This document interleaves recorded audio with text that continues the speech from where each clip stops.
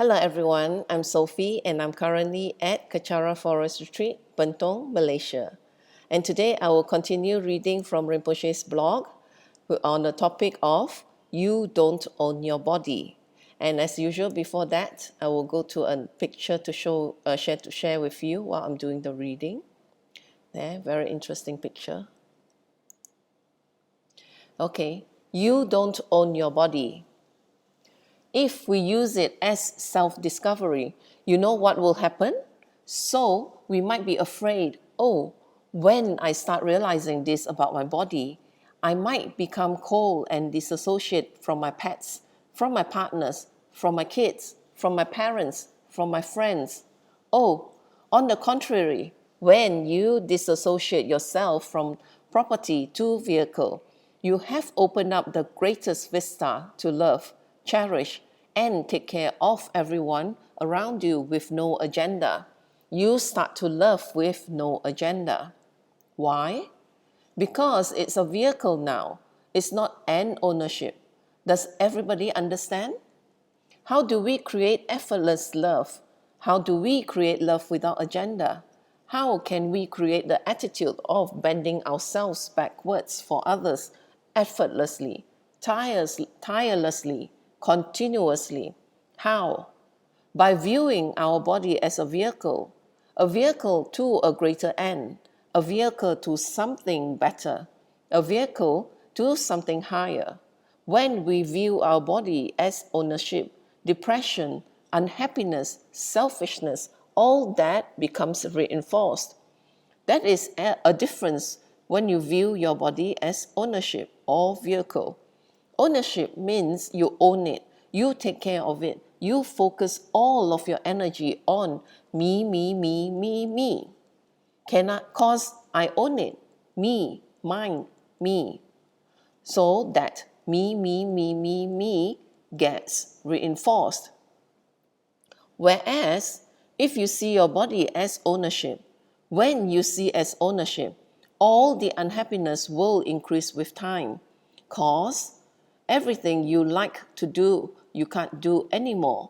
But the attachment will still be there. The body will become your traitor. But whereas if you see your body as a vehicle, you won't overindulge. You won't self-indulge. Why?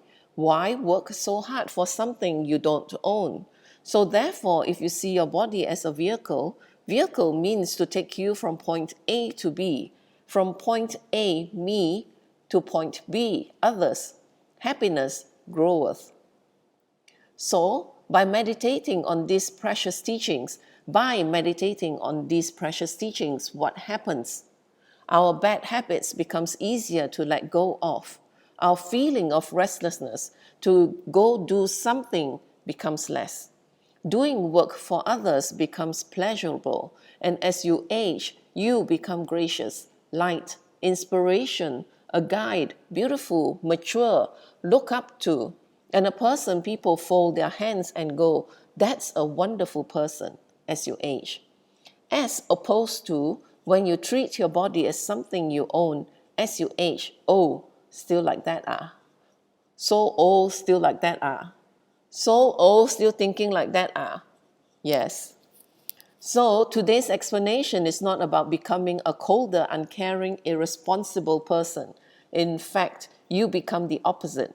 Examples of people who are selfless: Mother Teresa, Mahatma Gandhi, Nelson Mandela, maybe even Aung San Suu Kyi.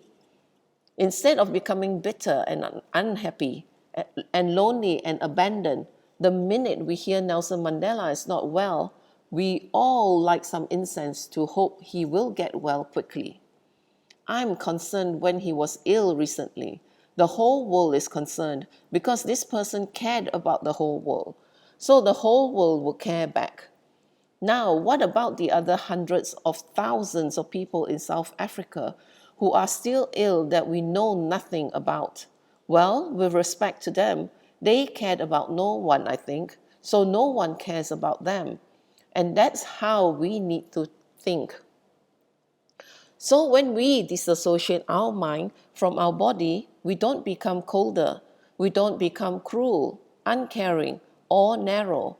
In fact, we open the doorways to become bigger. All our fears and insecurities will go down. Why? Fear and insecurities can only hide in the dark and exist in the dark. Where there is light, they cannot exist. Darkness is selfishness. Light is giving and love and care for others.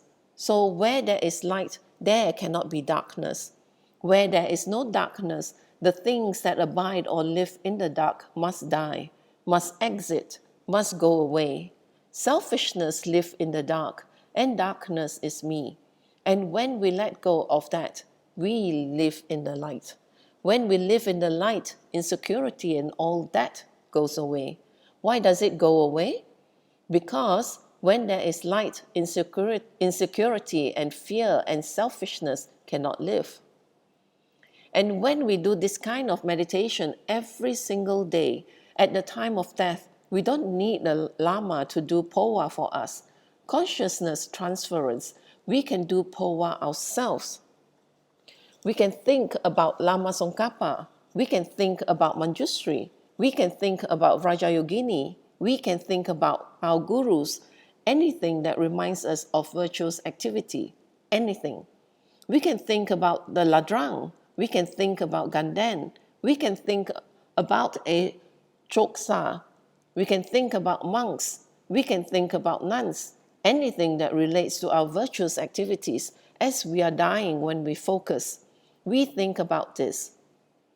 It will open up the good karma that we've accumulated, and from here our consciousness, Setba, will leave. And when our consciousness leaves from here, the crown of our head, we take a very good rebirth. And when we take a good rebirth, when we have where we have left off in this life's journey, we continue. So, if we left off at 4, next life we'll continue at 5. Whereas normal people leave off at 1, they return back to 1. Then they die, they will die again at 1. They go start again at 1. Then they die again, and some start off at 0 because they can take a lower rebirth. Now, do lower rebirths such as spirits and ghosts exist? Do they exist, Vinny? And Vinny answers, yes.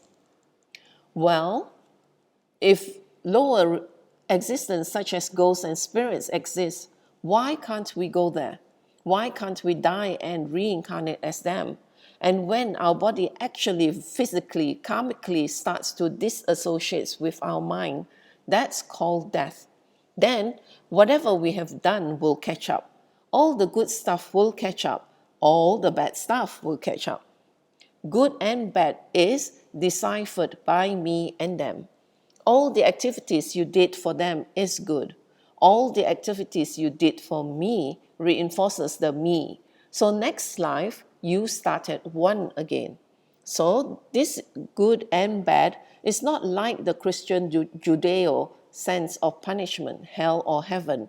It's more of a reaffirmation of the selfish mind, that you come back living that selfish life again and again and again and again.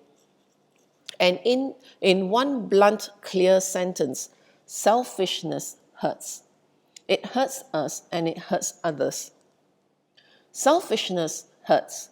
Who in this room have experienced the pain of other people's selfishness? Please raise your hand. Rinpoche raises his hand. Who in this room has given pain to others due to our own selfishness? Rinpoche raises his hand. Me too. Was giving selfishness pleasant? Now that we retrospect that, not really. Was getting the pain from someone's selfishness the result of selfishness? Did it feel good to you? No. So selfishness, we can see logically, is not good. We just decided. The council here decided. So what have we decided? Is selfishness a pleasurable feeling or displeasurable? Then the students answered, displeasurable. So, okay, if selfishness is displeasurable, not pleasurable, then the causes of selfishness is positive or negative? And the student answered, negative. If the causes of selfishness is negative, then we must remove the causes, correct? If we remove the causes, we don't create the pain. That's it. The council has decided. We didn't need the Buddha to come here and tell us. We didn't need Trijang Rinpoche to come and tell us. We didn't need Palden Lamo to come and tell us. We used our own intelligent human minds to say, hey, I've experienced other people who have been very selfish, thought about themselves, and they didn't care about me. They didn't care about the repercussions of their actions. They didn't care about how they hurt us. They didn't care about how they disappointed us, and it hurts. It hurts. Wow, I felt that. And then when I retrospected back some of the things I myself did, and it really hurt people when I found out. I feel I'm embarrassed. It's hard to look at that person in the face. So the selfishness I've given to people hurt them and me. The selfishness they've given to me hurts me and them. So therefore the council here can conclude selfishness is negative. How logical Buddhism is. How logical it all is. This is what Lama Tsongkhapa has been talking about in the Lamrim. This is what Shantideva keeps talking about in Bodhisattva Charyavatara. This is what Shantara Shikta keeps talking about in the Wheel of Sharp Weapons. This is what all these masters been talking about. And here you know what? Most of us here have not read the works of these masters, but we have decided that selfishness is not good and it's painful, and that's the logic of it. So the next time we are in a state of confusion, disarray, don't know what to do, sit back and meditate. Find refuge in yourself. Find refuge in your path. Find refuge in your contemplation. Find refuge in your knowledge. The knowledge I give you now, when obstacles arises, don't let it become intellectual and say, I know that, but I can't do it. Then you deserve all the pain you're going to get. It's like people who say, hey, I'm going to traffic drugs in Malaysia, and then they get to jail. And then their parents are upset, their friends are upset, their girlfriends upset, their boyfriends upset, and they are crying, they are begging the judge. But look, you knew, you were told, and you said, never mind. So when you're in jail on death row, why should anybody fight for you? Why should you be sad or scared? You knew. So therefore, it is very important. And that's the end of Rinpoche's teachings on the blog.